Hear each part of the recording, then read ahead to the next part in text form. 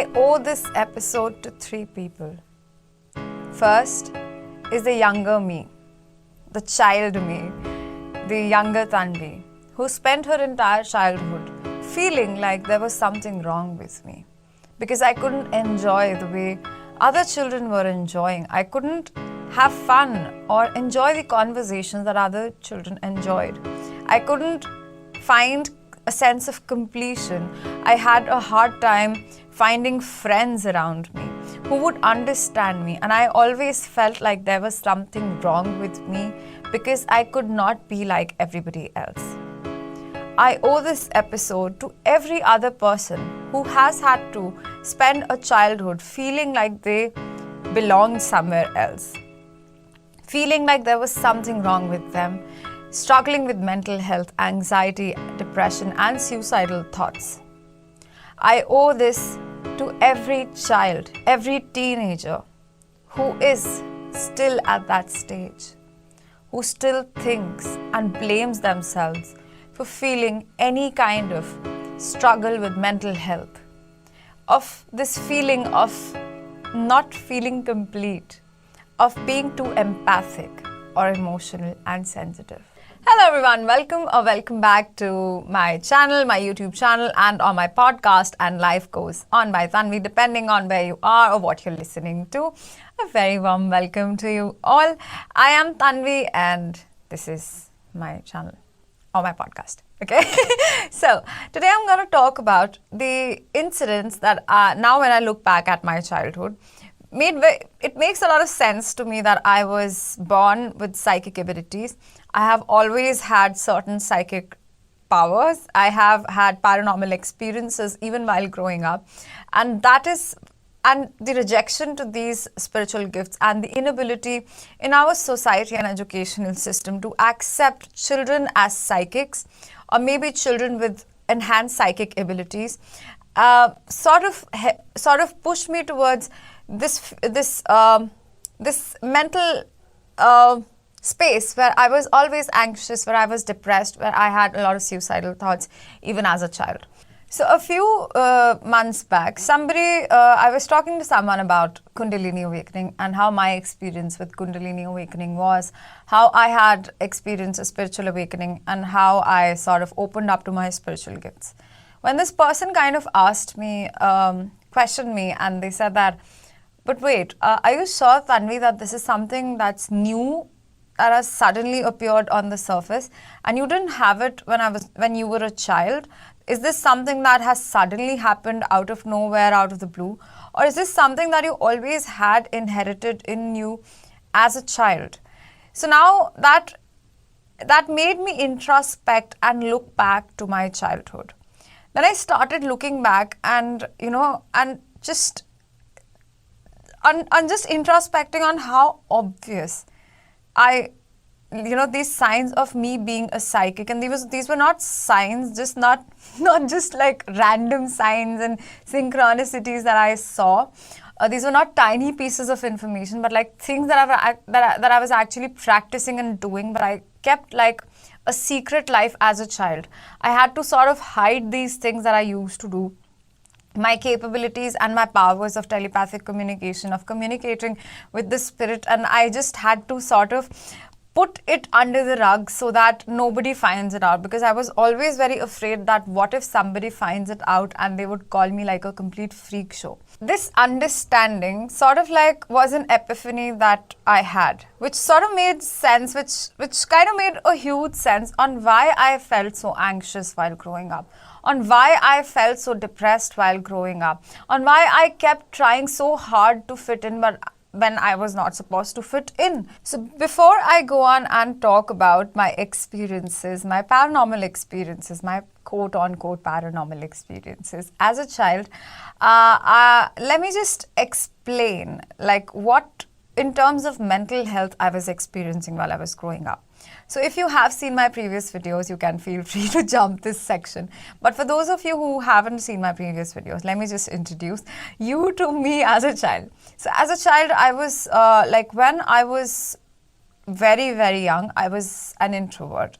I was very, very, very introverted. I did not have the confidence to go up and speak on stage, let alone sitting in front of a camera and talking to many people. I was not social. I was very introverted.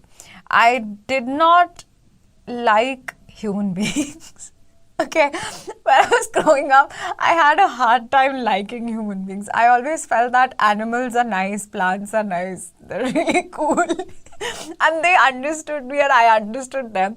But I just felt a huge disconnect when it comes to understanding human beings and expecting human beings to understand me. So I don't know why I felt that, but this comes from where I was very, very young, like 5-6 years old. I was superbly introverted. I did not run around like usual children, like going here and there. I used to just sit by myself a lot. Like I used to be on my own playing with my dolls in my room a lot, or watching the TV. I did not really need a lot of people to, just, I don't know, do the usual things that children do. I didn't do that. I was extremely, extremely, extremely introverted and very shy. Now, as I was growing up and I was in school, I realized that, the adults around me,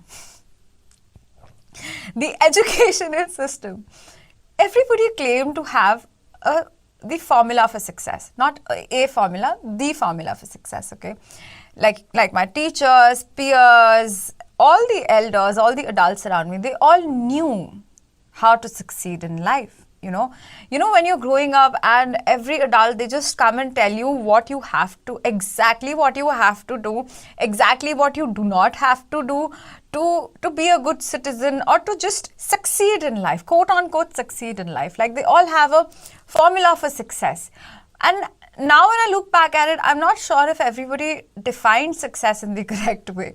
Okay. For example, your teachers and my, in coaching classes and everybody, in my peers and everybody, they would all tell you, and my relatives and everyone, they would tell me that you have to, dress up in a specific way when you're in school. You have to do this, you should say this, you should do that, you should succeed, you should come first in that, you should win prizes, or you should open up, or you should focus on this subject, focus on that subject, score good in every single subject. And that's when you will be successful in life. That when you reach this grade, for example, in your 10th standard, you have to secure these many marks. And then you will be successful in life. Then you go on with your life and then they're like, no, now you have to secure these many marks in your 12th standard and then you'll be successful in life. No, but then now you have to get admission in specific colleges and you have to only do these courses and then you'll be successful in life. And then you have to get a corporate job, only then you'll be successful in life. Then you have to do this and that. So everyone came up with a formula. And I think I was somebody that wanted that at a very young age. Because there was this innate sense of loneliness in me. I don't think that I was very lonely when I was a kid. I was just an introvert. So as introverts, very often we are, sort of sidelined and like everyone, like for example, if somebody is left-handed, like my sister, for example, she was left-handed when she was a kid. So I remember people would tell her that no, on ways on how she can become right-handed because that's the correct way of writing, correct? So now I was naturally an introverted child. So now people and my teachers, they would keep pushing me that no, you have to be extroverted, okay? So I'm not saying that there's something wrong with that. We should, like that helped me with the ability to speak up. But that also gave me this sort of belief system that means that who I was inherently was something wrong. Okay, so what my true nature was, that was being an introvert, that was wrong. That I will be unsuccessful in life if I remain introverted. Another thing, like because of this huge thing, I don't know, for some reason I was very aggressive and I was very angry when I was a kid. I always used to stay pissed off. I would get pissed off with every little thing. I would beat up children in school. Why I used to beat them up, I'll discuss them later in this episode. But I was also very angry most of the times, okay? I would cry out very easily if somebody scolded me, but at the same time I would get angry and pissed off very easily. So now this also, created this huge barrier where I was just always struggling because I wanted to fit in with other children. Everybody would keep telling me you should go and play with other children, but honestly, I did not like anybody. I was a child who didn't like anyone. Like I remember in my colony, people used to tell me go out, and my mom would say that go and play with other kids, and I didn't like other kids. I didn't like them. So I didn't want to play with them. So I was a very rude child. Okay, I would just say that, listen, I don't want to play with you. I don't like you. Please go out. Please get out. Please get out. Please go away. So this also, kept there was this, I don't know, some sense of anger in me because I just felt like I had to fit in to everybody, but I was unable to do that. Okay, so I was unable to make friends very easily. I was unable to enjoy the conversations that everybody else was having. For example, people would discuss crushes, which is completely normal. But I was told that discussing crushes is like a bad thing and that would make you fall off track from being successful in life. Hence, I never discussed crushes in my entire school life. So I was so afraid of, not succeeding in life because I knew like there's a formula that all these adults are telling me and they're giving me. I need to stick by it, okay? I need to stick with the formula. I need to stick with the formula. So now, when you are being asked to fit into a mold, and I feel that's where the education system is hugely flawed because we want all types of children with all kinds of abilities, all kinds of different capabilities to just pass the same exam, sit for the same exam. We give them all the same medication and it doesn't work like that. You cannot ask all the children to give, to pass every subject with flying colors. And we need to tell them that failure is okay, that failing in a competition or a subject in school is not the end of the world. But that's not what we are taught while we are growing up. So while I was growing up, I had a lot of fear, I had a lot of aggression, I had a lot of anger, I had a lot of self-rejection, and I had this huge need to change myself. I kept asking, I think every single day, that what's wrong with me, what's wrong with me, what's wrong with me. I remember I would spend hours and hours praying to God that, God, please make me normal like other children. I don't want to be abnormal like I am. What's wrong with me? Why am I like this? Why am I like this? Why can I not make friends? Why do I not have friends? Why do I not have friends? But then at the same time, I didn't like people. I was this huge contradiction that I had inside of me. So I didn't understand what was going on, okay? Now you understand like the complexities that I already had as a child. I was very shy and introverted before that. And then I grew up into angrier and yet introverted, yet very extroverted, yet fighting with people, yet crying very easily, yet hitting people, yet crying very easily if somebody yelled at me, yet going crazy after grades, yet wanting more friends. So it was like a complicated ball of energy that was going on inside of me. And that resulted in a lot of anxiety, suicidal thoughts and depression because I kept asking one incorrect question to me the entire childhood. And that was, what is wrong with me? What is wrong with me?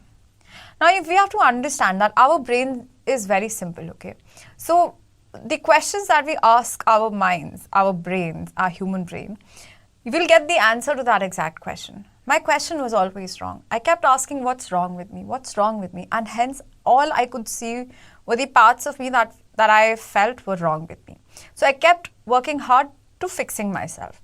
Now, this need to fix myself also increased this belief system and gave weightage to a lot of this belief system that said that I'm not enough, and hence because I'm not enough, I'm not worthy of receiving good things in life, and everything that I'm ever doing or anything that I will ever do will never be enough in life.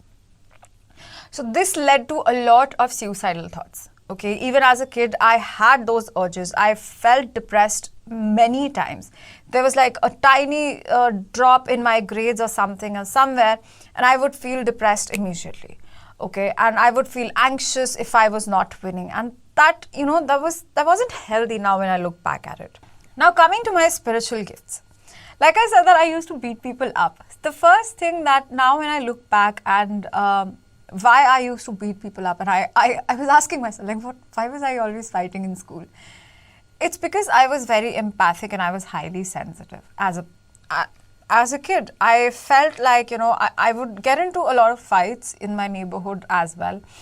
When anytime I would see children from the neighborhood, they had this habit of cutting trees, right? Like just plucking the leaves and everything. And I would just go and fight with everybody because I just felt like the tree is under pain because of you. Like you are giving the tree pain. Don't hurt the tree, don't hurt the tree. And I just kept fighting, and anytime I would see somebody hitting a dog, I wasn't afraid to fight. And it didn't matter if that was an adult, a grown-ass adult or like just a child or whatever, or somebody my age. I didn't care much. I would just go out and fight or, so I was just fighting with people. At the same time in my school, if I would see that, it really bothered me a lot when the bullies in the class, they would bully somebody based on the way that they looked or their body weight. This was one thing that I found very triggering. And I think like, even as a kid, I did not like it when people made fun of somebody's weight. And I have had many fights, many fights that were just for people, I would see somebody bullying somebody, for the way that they looked or for their weight, and I just got pissed off and I would go on and fight with that bully. So I wasn't afraid of, any bully because I just knew that bullies are just people who are afraid. So I wasn't really scared of adult bullies or children bullies or teenage bullies. So I wasn't really afraid, and that I think made my parents always very concerned about me. My mom especially, she was always very concerned about me, like, oh my God, who is she fighting with now? So yeah, so I got into a lot of fights because of this. So this is because I was an empath, okay? Everybody in us, like all human beings, are naturally empaths. We are supposed to feel the pain of everybody or of the things that are wrong around us. Okay, this is like the human superpower. Okay, but some of us, or actually most of us, with this societal conditioning that you have to fit into a box, we suppress our empathic nature big time. But when this, at the same time, there are certain people on this earth who feel other people's emotions very deeply. They feel they feel like they are in pain if they see another animal in pain. If they see another human being in pain, they can feel their pain. This could be across the camera. They might read some news, and that would impact them. And that is, I think, something that used to happen on a regular basis.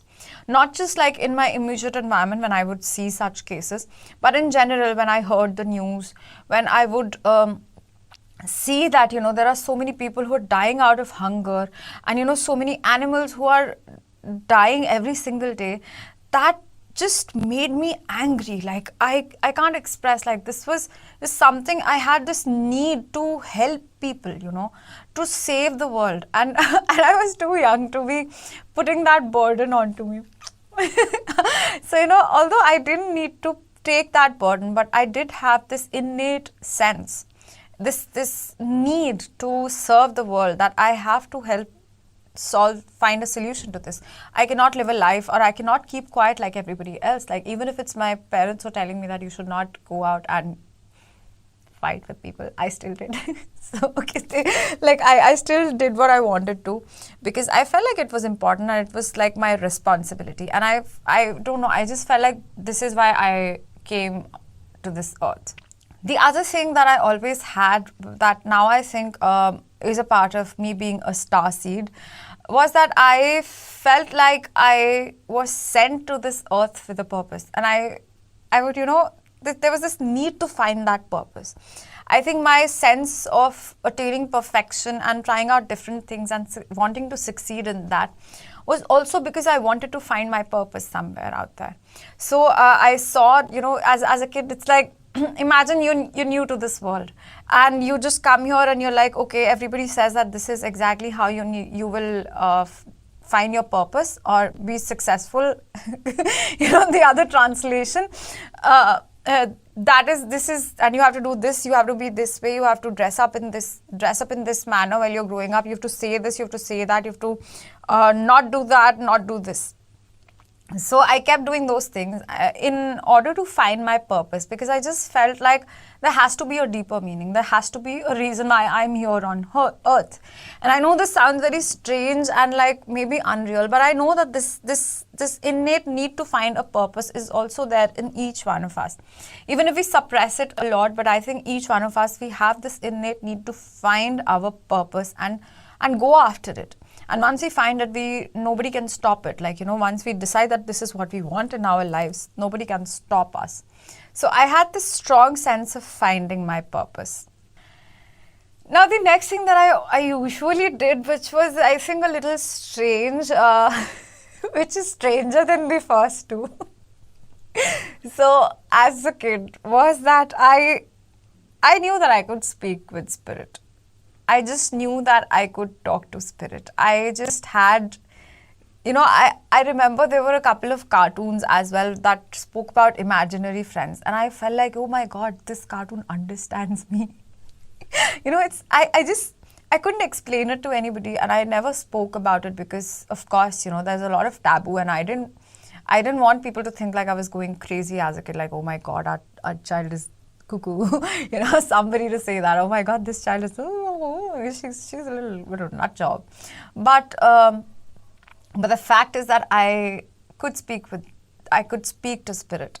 Now, I had this innate ability. So when I was, I think, around, 2 or 3 years old, my grandfather believes in making their children bahadur, very brave. So he used to say that I will make you very brave. Okay. So although my grandmother, she was completely against him trying to make me brave, because his way of making me brave was very unconventional and not at all something that should have been done. So my grandfather wanted to make me brave, okay? So there was this channel on Zee TV at that, there was this show on this channel called Zee TV at that time, which was a horror show, okay? So I was not allowed to watch horror shows, of course, because I was a kid and I shouldn't be watching them. And but then my grandfather, one day none of the other adults were there, and he was like, okay, come here, I will make you a brave child. I don't want to listen to other people. So he made me watch this show called Wo. Okay, that's the Indian form of It. If you've seen that movie, I have never seen that movie, so I have no interest. Please. So in that movie also, there's this clown. I don't know what that is. Okay, I don't remember who that clown was. So I don't know. There was a murderer or some sort of a ghost, okay? And there was this sound that went like na na na na na na, and I was traumatized, okay? I used to watch that show every single day because my grandfather apparently was making me brave, okay? Because he wanted me to be able to watch horror shows without feeling afraid. But I was a kid, I didn't know what was going on. And at the same time, I just knew that I could speak with spirit. But at a very young age, I had, after watching this show, I developed a fear of darkness. And also being alone in a room, sleeping alone in a room, or just even sitting alone in a room, going to the washroom alone. So like, of course I used to go to the washroom alone, but like I was always very afraid when I was alone in a room. I just felt like, what if there are negative entities around me and they would attack me. Now one day I was watching this show, in my grandfather's room, and when my mom came home, because she was also working, and she came home and then she saw me sitting on a swing, and then I was just watching, and she was calling my name, and I was not answering, and I was like dumbstruck and in front of the TV. And I was like, when she saw like, what is she exactly watching, where is she lost? And I was watching this horror show at that time. And so my mom quickly took me to my room, and I started stammering for a while after that. And not just stammering, but I distinctly remember that my parents would sit whenever we would be driving and I would be sitting alone on the back seat, I would just hear, I started to hallucinate at that time, okay? I started thinking that, okay, there's this sound going on again, na, na, na, na, na, na. And then that clown is sitting with me. Now, it's not like, there was some, I don't know, okay? I don't know. So I just felt like I was very sensitive to certain energies and powers. And because I knew that there's something that's, I just, from within, I just knew that there is more to reality than we see. There is more to the spirit world than we are being taught in this world. And, this was my first sort of gaining of knowledge of the spirit world, that, okay, spirits mean negativity. Because there were these horror shows and horror movies, because, you put on the TV and I believe that negativity sells. It's the same thing as that. That we as humans, we like to focus a lot on negativity, and we know that only negativity and fear sells very easily. So that is what happened. Like at a very young age, because my first knowledgeable encounter were these shows that only kept on promoting the horror shows, the negative side, the ghosts, that these entities can only harm you. That I began to feel afraid of my own abilities. Before that, I was sort of comfortable with having a couple of imaginary friends in my head with whom I would talk to. But after that, I developed this strong fear of communicating with my imaginary friends. But at the same time, I don't think you can really escape who you are. So I've never told my parents, like, I think very recently I was talking to my mom about this video that I was planning to make. And when I told her that this is something that I used to do every single day, I think till the time, my entire childhood, I just knew that there were certain entities that were present around me. I could just feel their presence. And these were not negative entities. I know that these are my guardian angels. And my knowledge of the spiritual world, now when I've read so much about, spirituality and spiritual world, it gives me a lot of peace, because now I can name the entities that are around me. I can distinguish when some energy is around me. Because as a child, I just knew that my guardian angel wanted to present itself. Like they wanted to always say that, okay, do you want me to just show up in front of you? Do you want to look at me? And I always had this need where I wanted to see my guardian angel from my eyes, but I was so afraid of maybe my guardian angel showing up when I was at the middle of the night, because in all these paranormal or horror shows, it's always shown and depicted that night is the scary time and all that bullshit. That's just garbage again.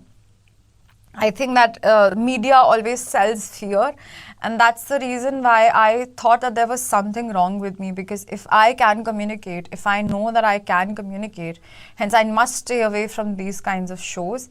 So I still stay away from all these horror movies and all such stories, because I don't believe in feeding that fearful part of my mind.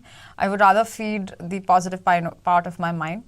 But yeah, at the same time, I just knew that there were certain entities who wanted to show up. Okay, so I would just be studying and doing my homework, when I would just hear this head in my this conversation that was always going on in my head, and then this entity would just ask me, "You want to see me today?" So I was like, "No, yeah, but like, why can you not show up during the day? Like, show up now, show up now, show up now. It's daytime. I will not be afraid.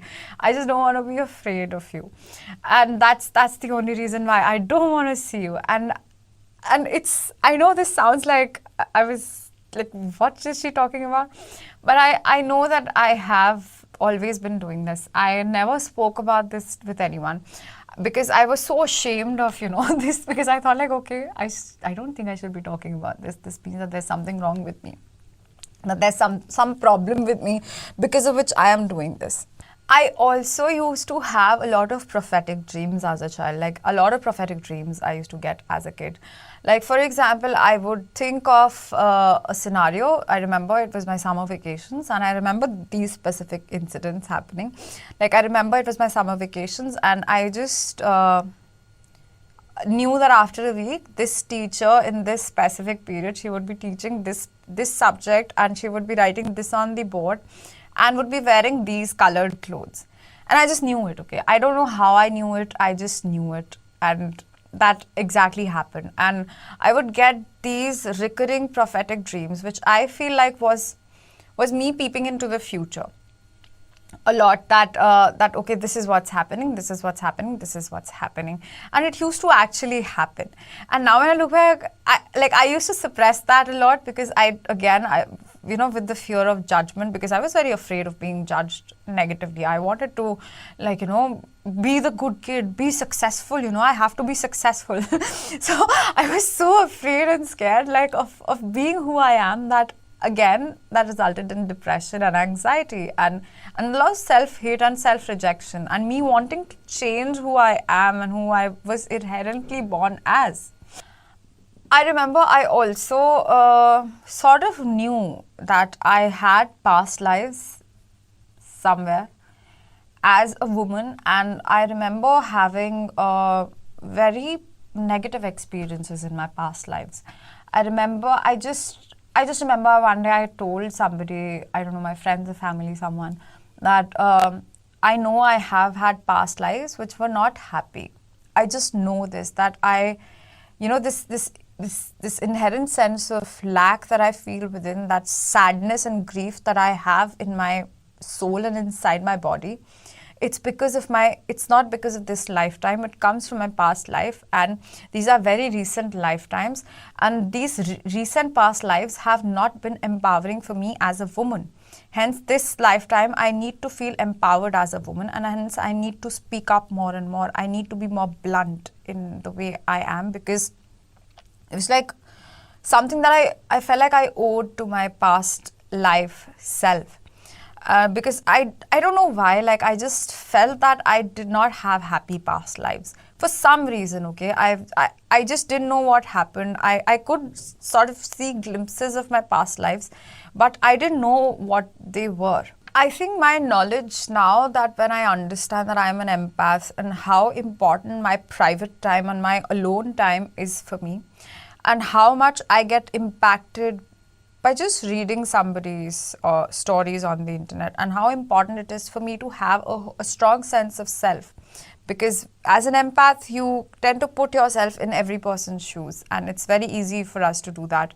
And in order to not keep wanting to change yourself for every second person that you get in your life, it's important to have a strong sense of knowing of who you are, from within, of strongly validating yourself. And I think the problem with our educational system is that we all go in the same way. And as empaths, we need a lot of alone time. But while growing up, we don't really get that alone time, right? Because we spend so many hours in the same room with 50 other children. And in an assembly, we might be with, 100, 200 other children who come from their own families. Now, when you're an empath, you're very sensitive to energies. And that's why the emotions might fluctuate very easily, from deep sadness to extreme happiness to deep anger to deep grief and, aggressive reactions. And these explosive reactions, they fluctuate because not exactly just because of an empath's own energy, but also because of the energy of the surroundings. So it's very important for every empath to have strong boundaries, to have strong sense of alone time, to have a very strong self-care routine. But while we're growing up, I don't think anybody gets to even know that they're an empath and to validate themselves that, okay, I am an empath. Hence, when I go in a classroom filled with 50 other children who come from their own families of, 4 to 6 members, and they all the members are also going through certain things, and hence their members impact their energy, and their energy is impacting my energies. a lot, because empaths begin to also absorb a lot of negative energies.